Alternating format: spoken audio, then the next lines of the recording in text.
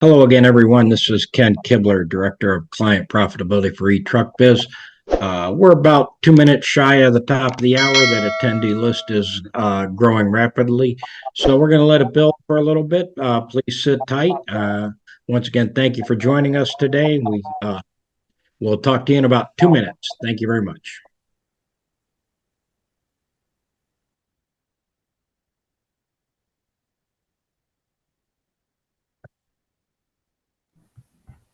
Jeff, your screen is not live. It's not. It's blank. Here. There you go. There we go.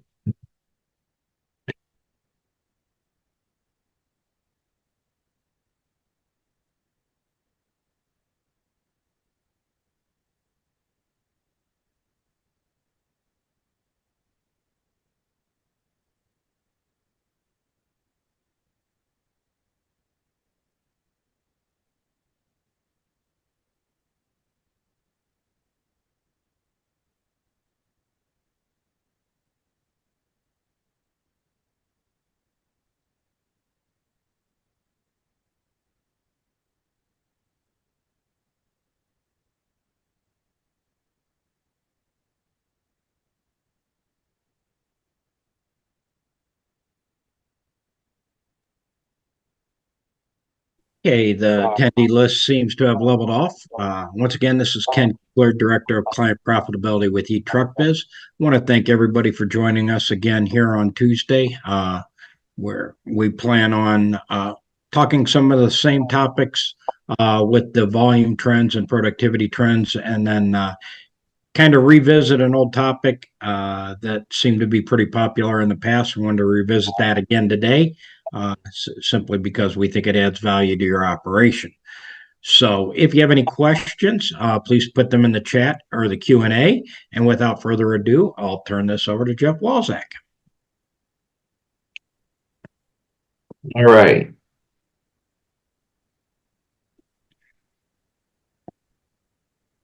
As always, we need to remind you that eTruckBiz is not endorsed, sponsored, approved, or otherwise affiliated with FedEx Group. Or pretty soon, we're going to have to change that, Ken, to just FedEx Corporation. One FedEx. Yeah, something. All right, so go with the trends as we always do, looking at the pickup volume. Was there a little bump at the end of the month? Yes, there was. A little bit last week.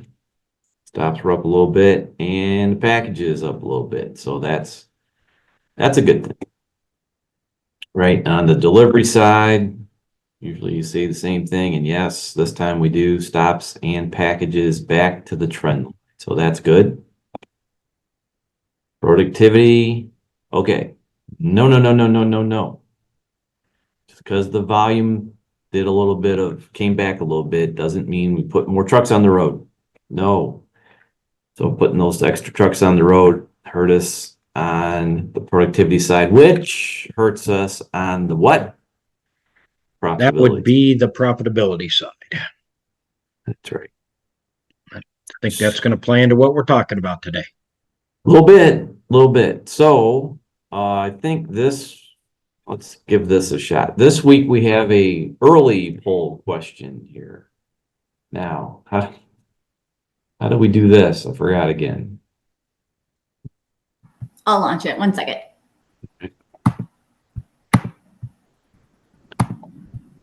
So the poll question is going to be about getting back out on the roads, time. Folks are asking a lot of questions about when we're coming to see them again and whatnot. So hopefully, let me know when you get that up there. You should be able to see it. It's up. I can see it.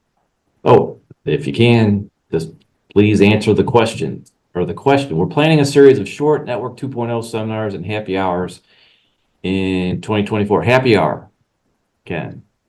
Happy hour. We would be interested. Where would you be interested in attending one? Ken, you want to go to a happy hour? Starts at noon in the villages. We just have the perpetual one in the villages. Ken votes for the villages. Actually starts at 11. How do you know? People talk, you hear things.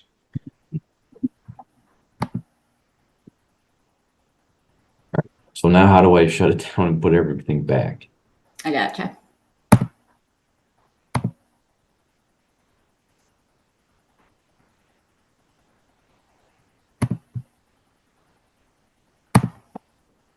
So we good? Yep. And even better, can you see this? Can you see the slide? No? Yeah. Yes. Yes, we see news. We'll get this right one of these days. We're getting there. All right. So there's some news out there, right? So most of you know there's something going on out there, Network 2.0, right? Yes, you do know about that. And as we've been saying, it's coming. Now you want some proof that it's coming. Well, down in Southwest Florida, is that where that is? Be Naples and Fort Myers. Yes, that would be Southwest Florida. So down in Southwest Florida, the express folks were told that there's going to be some jobs going away, right? So it talks about Tuesday, 200 FedEx employees had the rug pulled from underneath them. So this, if you didn't see this already, this is a notice that some of them got. It says this notice, which is issued in compliance with the Worker Adjustments and Retraining Notification, WARN Act, is to inform you that we are closing the Naples station. We still have a need for express employees in this market after July 29th, but those employees will work at other locations. So this is, I know a lot of you, especially on this call, haven't seen it. You're hearing things, but it's not real yet, but it's getting real quickly. So what was that date, Jeff, of the closing? 29th of July. Why do you want to know that? Just because it's probably going to be, that's probably not going to be the only FedEx Express stations closing on that day. Oh no. Oh no. Oh no. Well, anyway, FedEx says here on one of their pages that they've got 50 locations that are currently participating in time definites. Well, sort of, yes. But we can tell you that they're looking to be 80 more than currently have it. 80 more terminals that don't have time definites now. They're looking at 80 more by midsummer, and it looks like 120 more through the rest of the year. Right now, FedEx is undergoing what they're calling brand strengthening. So what would brand strengthening possibly be, Ken? I would say reinforcing the reputation of delivering quality service and reinforcing that. So, well, cleaning up the trucks, making stuff works, making sure that drivers are in uniform, where appropriate, and all those kind of things that may have gotten away for a while. They're gonna, as many of you know, they're going after the trucks right now. That's the big thing. And then there's something else coming out of the line haul optimization. So for those of you that don't know what the line haul optimization is, they're putting new mileages on current line haul legs. So I don't know how you move a station closer to another station, but apparently that happens. I don't know, the country's shrinking or something, but in the wake of those re-optimization of those runs. There's a new thing, and there's always been shuttle runs, but it's coming out that there's a bunch more. What they're going to add shuttle runs in between terminals that don't actually have that service now, which means you would load something from one terminal to another to get what can you would get overnight service. You're gonna bypass hub handlings, OTP handlings, so there'll be more shuttles, more line haul runs, to reduce handling and improve efficiency, I would think. Right. So there's some things that are happening now, right? So most of you on here have already read our blog post, 10 predictions for contracting under Network 2.0. If you haven't read it, you probably want to go read it.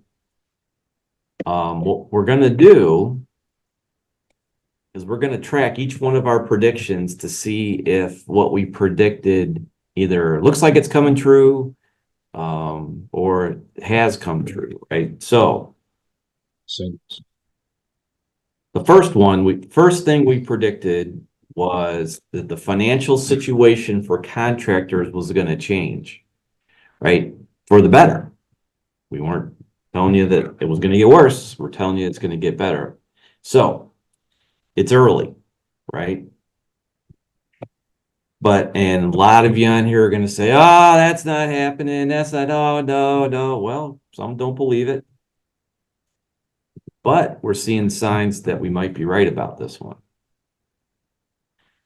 So the first thing that's happening in the terminals that have time definite volume, remember time definite volume, for those of you that don't know what that is, that's express volume coming into the ground network. The volume is up in those terminals, somewhere in the neighborhood of 20 to 40%.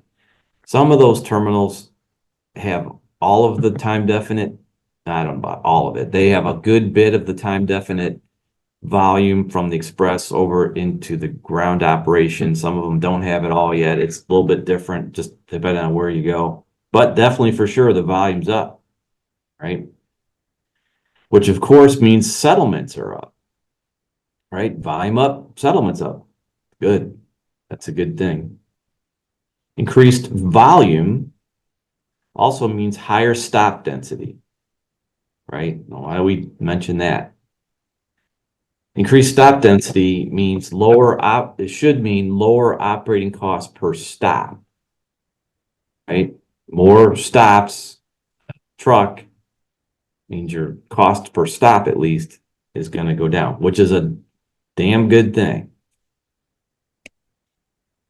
We're also seeing signs that there's a new contract out there. We don't want to say too much about this yet because this is a thing, but there's possibly a new contract, and actually they told you there was going to be a new contract for the folks that enter into a new negotiation after June 1st, right? So of course the details and everything are very, very secret, but a lot of things in that new contract and or the amendments or attachments and stuff to the old contract they're going to support what we'll call settlement enhancements. And stay tuned, it won't be long. They'll be telling you about this here pretty soon. So that's happening. Definitely much more on this to come. Now, here's a new thing. Some places, terminals are seeing what we'll term overall increases. What is that all about? Well, if you know anybody in Humboldt, Tennessee, you can ask them, or maybe even Youngstown, Ohio. In those places, have they let's just term it this way, given an overall increase across the board? Yes, they have. Every CSP that in Youngstown is receiving a weekly supplement, basically tied to the time definite service, and it's significant. So it varies by CSA, but it is significant. You can also add to there would have been Hermitage, Pennsylvania. Duh, no, didn't know. Yeah, Hermitage And there one might off be of some, Youngstown. So it's only if three. anybody else on here knows of anything like this happening, if you want to put it in the chat or the questions or something, we're tracking this. We're trying to figure out what's going on. But it's good in Humboldt, and maybe, I don't know if Mr. Speed's on here. He might be able to tell us, but it's my understanding in Humboldt, it wasn't even tied to anything. They just found some money and said, here you go. So we'll see, right? We'll see.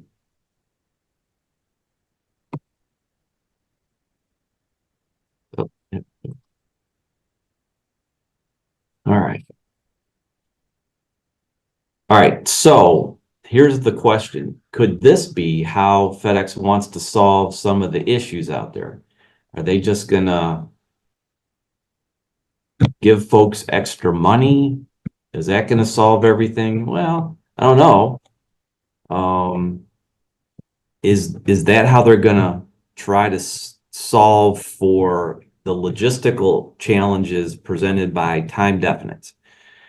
So, and Ken will talk about this here in a little bit, but you don't deliver time definites the way you do regular ground stops. I mean, we've been talking it forever. I'm sure you as contractors know that wouldn't be how that goes, but there are some logistical challenges with operating and delivering time definites. So are they going to solve the problem by just throwing money at it?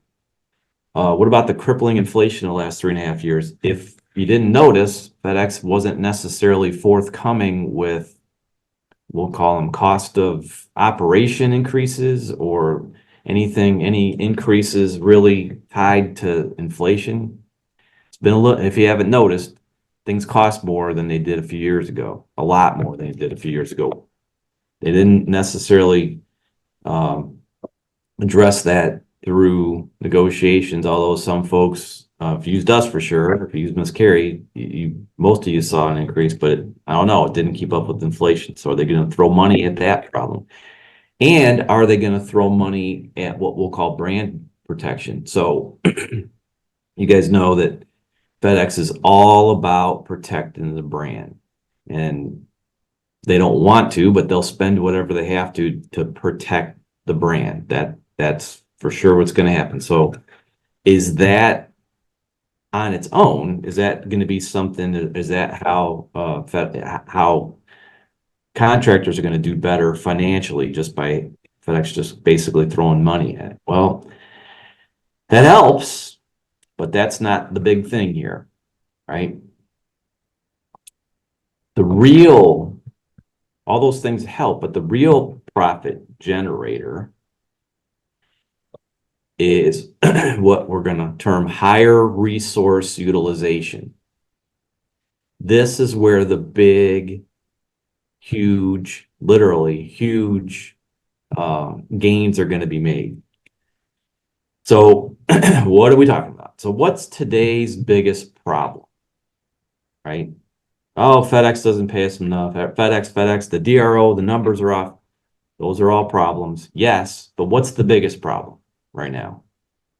I would say, can I Well, answer? you're gonna get your chance here, Ken, so stand by. But you can't tell us, what are we looking at here? We looked at this last week. We put a whole thing up there about this last week, and here's somebody saying, happy Wednesday, everybody. I don't think you can see it too well on here, but it's 1:24 in the afternoon, and I'm done. How about that? Oh, here's somebody else. Boy, do I hate Mondays. 107 stops, home by 4. Oh, the horror. Regular route, 180 to 200 stops, but somehow I get home 2:30 to 3 o'clock. How about that? Oh my gosh. Here's somebody else, not a bad Monday, but not getting that many hours. Look at that, 72 stops, 159 miles. That's not that great. That's the biggest problem. Your profit is going home at 2 o'clock in the afternoon.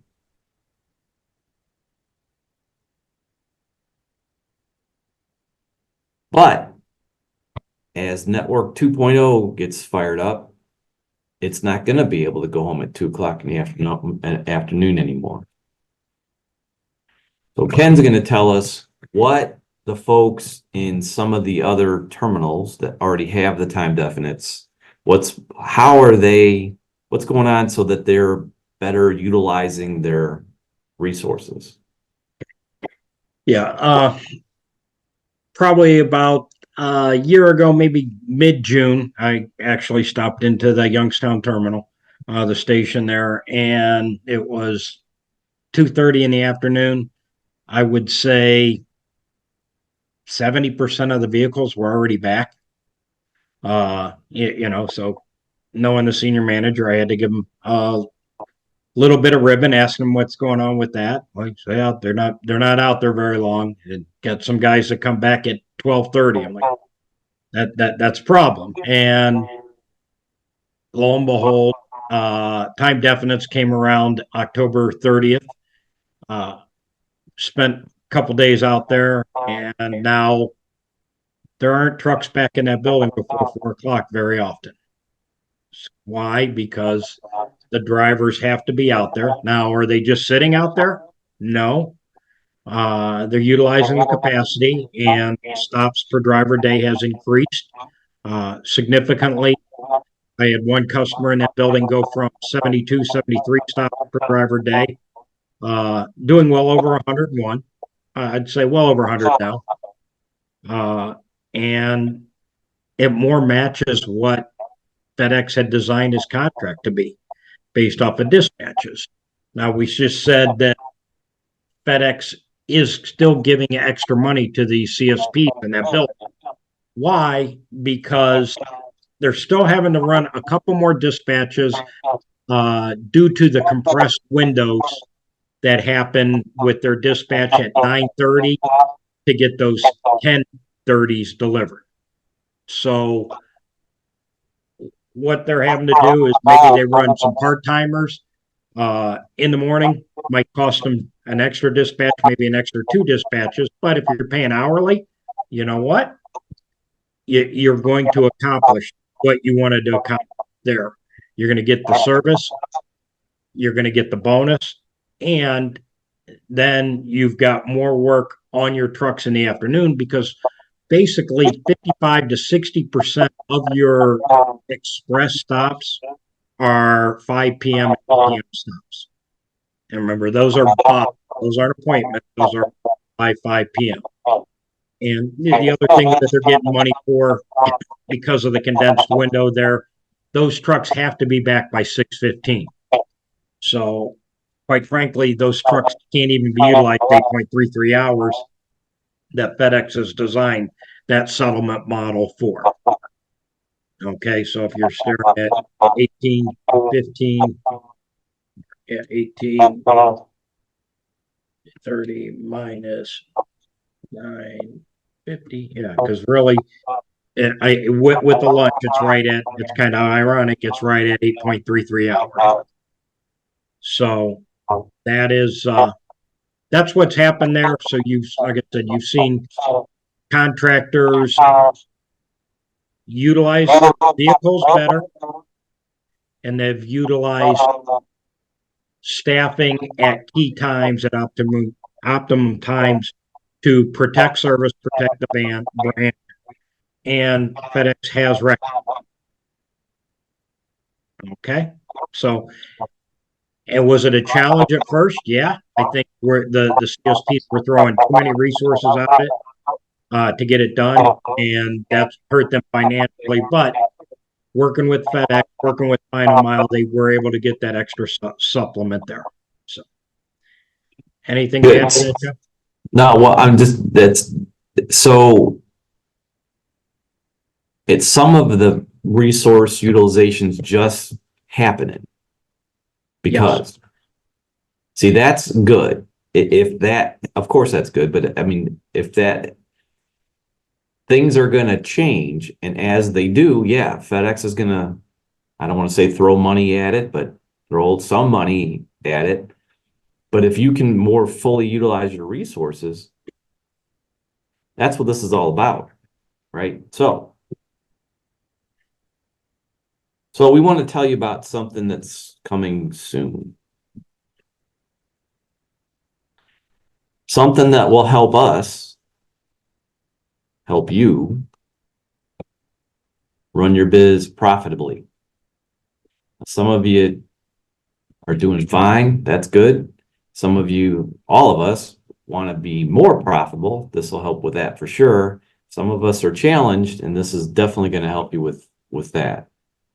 So everyone's heard the saying. If you've been, most of you on here have been to some of our events and stuff before, been on these calls, whatever, you've probably heard this saying: the task at hand expands to meet the time allotted.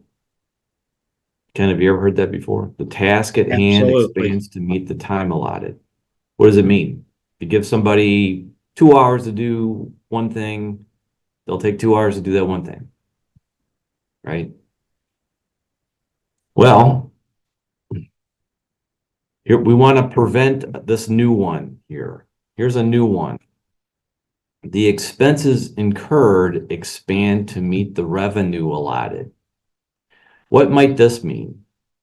So if you better utilize your resources and generate more revenue than you're generating now, what do we not want to do? What we want to do is turn our mute off. Yeah, we don't want to give away that money. Right. Here's your chance, right? So we're going to, here's our chance to fix the number one, fix the resource utilization issue that's plagued this business now for long time, right? Fix that issue and make it more profitable. Well, it's Can I going to expand? happen. Yeah, can I Sure. expound on this? I mean, Absolutely. this is something that originally happened in Youngstown. The drivers were working 6 hours a day, and they were and of course it was a day rate pay. So what happened when you ask them to work 8 hours? Well, you got to pay me more. Then, so if they were paid an hourly rate of say $22 an hour times 6, they would have made $132. Well, I can't work for $132. Okay, well, would you like to make $176? Yeah. Okay, well, I need you to do 2 more hours worth of stops. So if you're paying a day rate now and your drivers are only working 6 hours, you have to figure out what that hourly rate is. And we see it all the time. See people getting paid $800 a week and they're working 35 hours. Guess what? They're making $22.85 an hour. Okay. Is that a fair rate? Probably. So if you're going to have to pay them $22.85 an hour for 2 more hours, guess what? They still have to generate the same revenue for those last 2 hours that they were generating in the 6 hours. So they have to generate that's why paying hourly is so good, because you generate revenue on an hourly basis. Your expenses should match that revenue, especially your variable expenses. And what's great is your fixed costs come down then, because the more that you utilize that asset, the hourly cost of that asset goes down. Okay. Sorry, Jeff. That's good. That's good. That's really good. And we're going to probably talk about that for the next 5 years, all that kind of stuff, because this whole business is going to change, and that's at the heart of it, right? Anyway, what's another way to do that, right? How can we help you? Well, let's take a sneak peek at something we'll call the ETB CSP. For those of you that are new possibly to this world here, ETB is eTruckBiz, CSP is Contracted Service Provider, Financial Management System. So what's that? Well, there's a new thing here. But what's not new is And Miss Carrie, hopefully she's on here, and most of you know eTruckBiz is famous for helping folks with their negotiation. Right? And many contractors have made the good investment of having Ms. Carrie help you with maximizing and optimizing your contract, right? So it does matter. We've gone over that 10 billion times. It does matter. You can't just pick a meso. I mean, you can, but it doesn't necessarily mean that you're picking the right thing. So there's that. So the whole financial management system will start with the negotiation. Then the new thing is we will develop an operating budget specific to your operation. Right now, think about it. How many of you out there already have an operating budget? Not too many, if anybody at all. So there needs to be some sort of something, a budget, right? That budget will generate operating goals. Last week, we heard Mr. Speed tell us that as long as he's got roughly 100 stops on each one of his trucks, he averages 100 stops per truck per day, he knows he's going to be able to pay his bills. And in his case, he tries real hard to make sure that they make that 100 every single day. Yes, on Sundays. Yes, on Saturdays. Every day, he tries to make sure that that's what those trucks are going out with. If he does that or exceeds it, he happens to do very well financially. Mr. Speed, are you on here? Am I don't want to, I don't know if he's on here. If he is, maybe he can pipe up. Anyway, those of you that were on here last week, you heard him talk about how important that is, right? So from your operating goals, it's one thing to have the goals,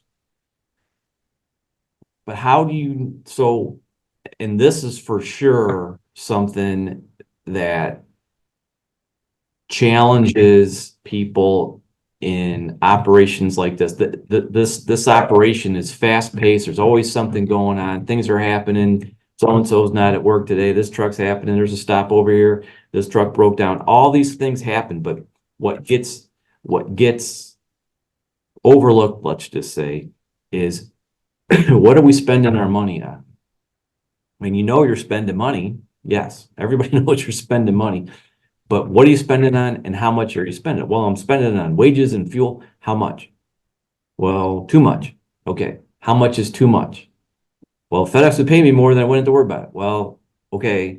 But that's probably the biggest hole in this whole business is folks are, not everybody, but folks have a hard time keeping up with what they're spending their money on. And we've got something we're going to show you here, not today, but it's coming up here that's going to help you track that basically in real time and track your spending against your operating goals and against your operating budget. How many of you do that now? Well, I do it once a month when I go see my accountant. Okay. How many of you go see your accountant once a month? Not very many. Well, at the end of the year or whatever. But as Ken always says, at the end of the month or the end of the year, when you're trying to figure out what happened, it's too late. You already spent that money. It's already gone. It's all water under the bridge. In this business, as most of you know, we have to look and see what's going on right now, fix the problem, make service. Okay, good. But then looking at the end of the day and take a look at how much did I spend? Did I spend it? Did I do the right things today? If I didn't, then what can I do tomorrow to fix it? That's how we ran terminals. That's how we ran everything we've ever run for FedEx. It's what happened today. Okay, there was something that happened. How do we fix it for tomorrow? Would you say that's true, Ken? Absolutely. And you also kind of like John did last week, he had one day where he ran 118. So the next day he was 97. So he knew he had a little extra money in the bank. And if anybody was a runner out there, they would say, I'm getting my miles in a little bit early. So if I can pull from my bank, but I got to get 120 miles in for the week. Yeah, I might only have to run 5 or 6 on Saturday because I got miles in the bank. So John had extra stops per dispatch in the bank. He was able to pull from that when he ran 97 dispatch. But then again, as you said, what do we do the next day? I make an adjustment so I can get to that 100. So he's a good example of he's running his operation. It's not running him. He knows what's going on. He knows that I got to do this, and he knows what's happening. And he's not throwing his hands up in the air saying, there's nothing I could do about it. Once the drivers leave the terminal, then everything's done. Wrong. Anyway, okay. So track it on the app, and then you can come up with the infamous cost sheet and enter into your next negotiation. And then the whole thing will start over. This is for sure a game-changing situation for our sector of the transportation business here. And a lot more is coming about this here in the very, very near future. So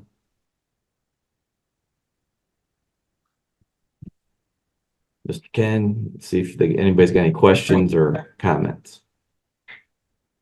And it looks like we don't have any questions. Hopefully I've addressed the issue with my mic, and I apologize for that background noise. But as Jeff said, you're going to have great opportunity with increased revenue. You just can't give all that away. And you saw the upcoming date of July 29th. So I would imagine that means NDAs were signed. The person who talked to the news on that may have violated their NDA. But so it means what, 80 terminals coming then probably for that day in July? Jeff, did you say? You're muted now. No, I can't do it. Supposedly 80 terminals in the middle of the summer, and supposedly they're going to be announced to those affected here pretty soon. Okay, so that means you got time. If you're paying a day rate now and your drivers are working 6 hours a day, you need to know what their hourly rate is. Because guess what? When you ask them to stay on the road longer, they're going to want more money. Now, can you afford that? You can if they're generating revenue for 2 more hours. So don't give away that money. Work on your culture, as we've been talking about now. And because it's just not going to be an option. There's going to be on-call pickups out there every bit till 5 o'clock at night. So you're going to have a vehicle in that area to cover those pickups. So that's not an option. From what we've seen, the last stuff to come over is the 8:30 a.m.s and the dangerous goods. But everything else has come over into the Youngstown and the Hermitage building, as well as even rural southern Indiana, or southern Illinois. So that they've come into there. So, all right. Like, got a question for Carrie there. Yep. Question for Carrie. All right. It says, is FedEx still offering MISO options on negotiations with advanced offer service charge?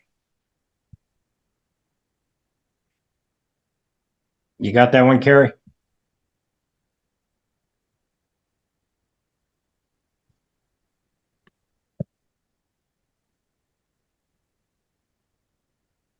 Do you want me to take that, Jeff? Yes. Okay, yes, they are still at this point, but it sounds like that might change in June. But as of right now, there are the MISO offers, advanced fee if you do take the MISO. There was a chat also says another suggestion, backing into an hourly rate based off of desired daily rates. Absolutely. So say you went $180 a day divided by 8, then once again, you're at $22.50. That's 160 divided by 8, and you're at $20 an hour. So yes, you can absolutely back into that way. Many contractors in New York have had to do this last few years. Happy to share with how you manage that transition. I appreciate that, David, because it is a challenge. You know, even when we would do seminars on converting to hourly pay, Gary, old wise one, Gary Wade would put up if you're going to do this, the first thing you need to do is stop. So, but you have to back into it. But the one thing you can always do is hire new people at an hourly rate. But you need to know what your labor's costing you on an hourly basis. And you need to know, and then also we talk about revenue per day. Can you figure out what your revenue per hour is that each truck is generating? You can do that as well. So,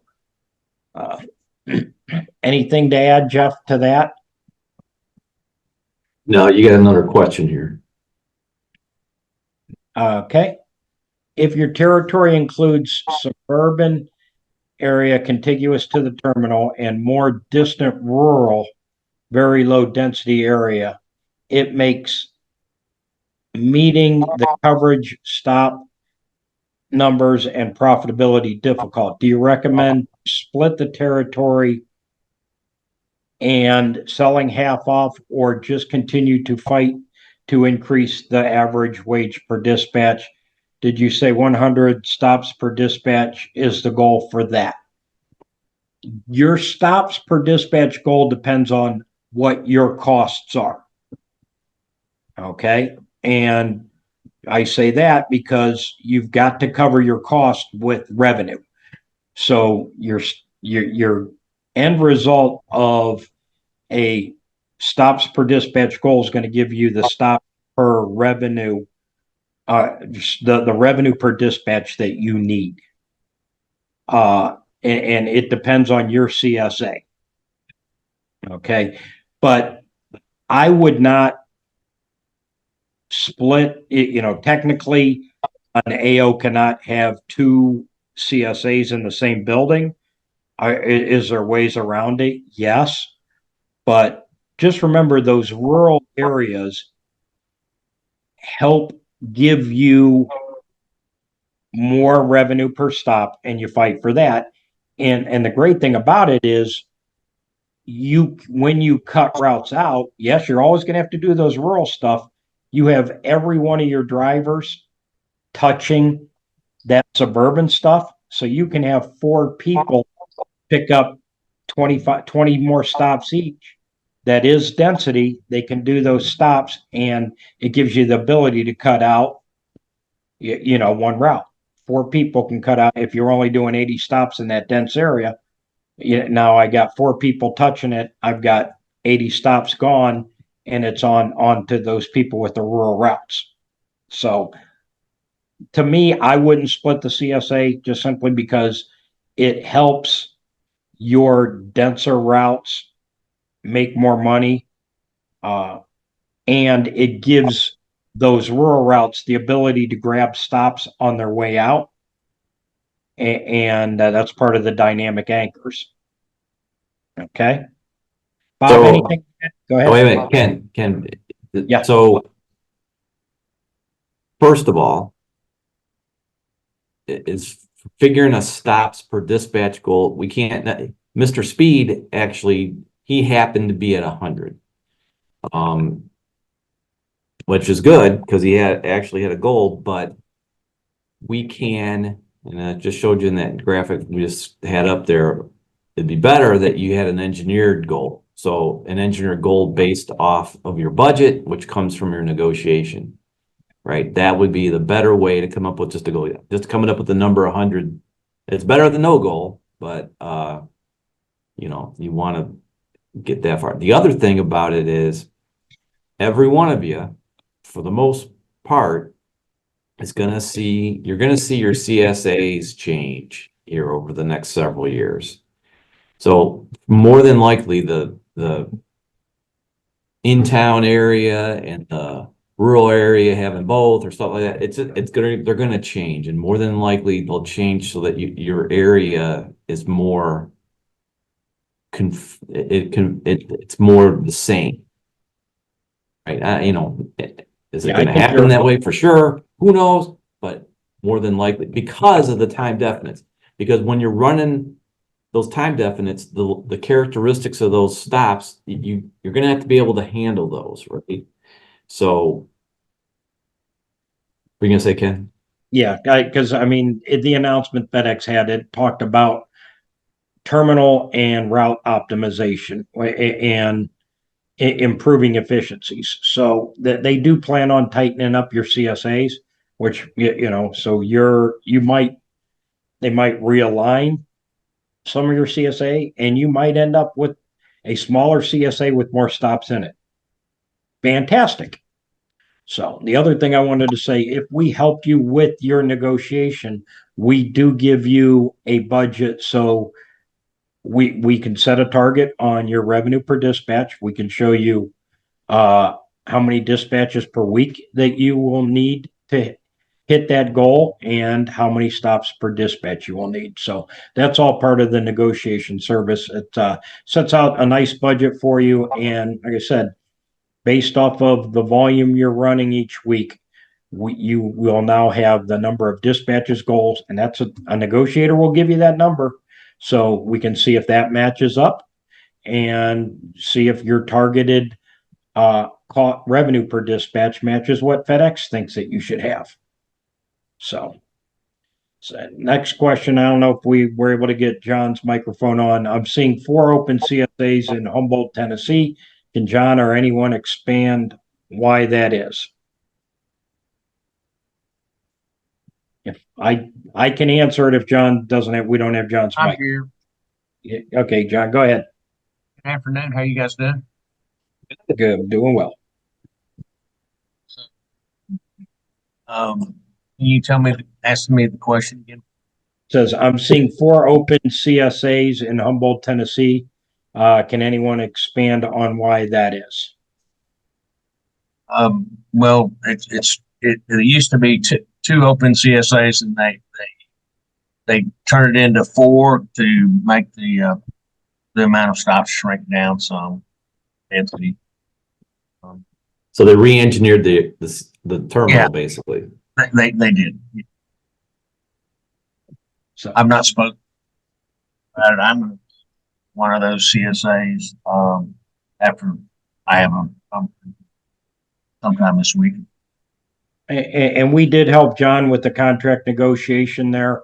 One of the offers we found a problem with, and so, and needless to say, John's still doing business there now, but it would have been under a different contract, correct, John? Yeah, exactly. Yeah, we they undervalued the CSA in our opinion, and so we took a pass on it. So there is bad free stuff out there, but at the same time, do you know it's bad if you don't have the data?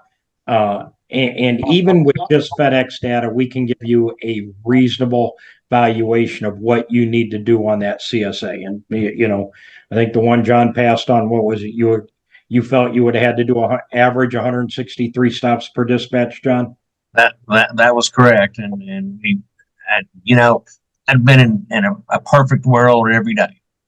Just what it didn't feel like there's any way to. So FedEx does make mistakes on undervalued CSAs, no doubt about it.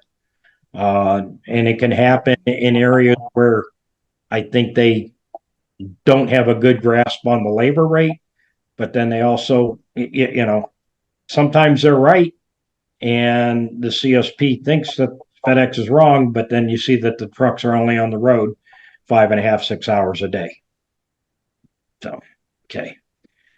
Next question. Do you guys have insights into whether or not existing contractors are buying more routes, or are more sales going to new buyers? I see many existing contractors, myself included, on sideline waiting to see things develop before possibly expanding.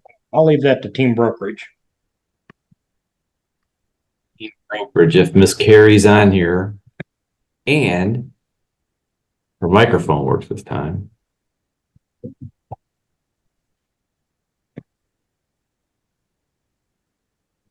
Does any of you know if she's on here?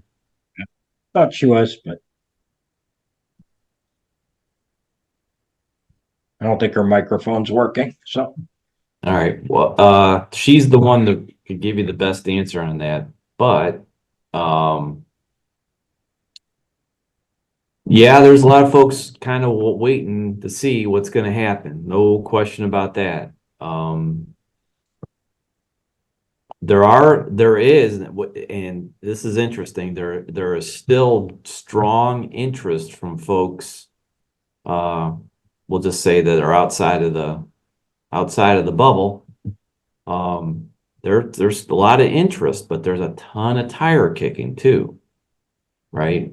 Everybody's kind of wanting this. I don't know. It's interesting. Every different buyer has their different ways of looking at things. I will tell you, financing is tough these days right now. That's something that's an issue. But there's still activity. Just put it that way. It's not like it's gone. It's there. But yeah, it's slowed down. And yeah, I'd say I would, I don't know if I'd wait until a terminal. If I'm on the outside getting in, I'd get it. If I'm a current contractor, yeah, I'd probably want to see how a terminal gets reconfigured before I step into that pool. And it's going to start happening. We just saw it Fort Myers, right? They're going to reconfigure that toll area, and all those CSAs are going to change. We've seen it in, where else have we seen that? South Carolina someplace? yes, Different. reconfiguring the one facility in South Carolina and North Carolina there was one there that I said that one guy's might have 3 negotiations within the next 6 months. He might have 3. So, and it's not, they're not going to flick the switch and then reconfigure the whole country at once. That's not going to happen. It's going to be here, there, because you can't just change everything at once. You'll have chaos. So they'll change stuff a little bit at a time here and there.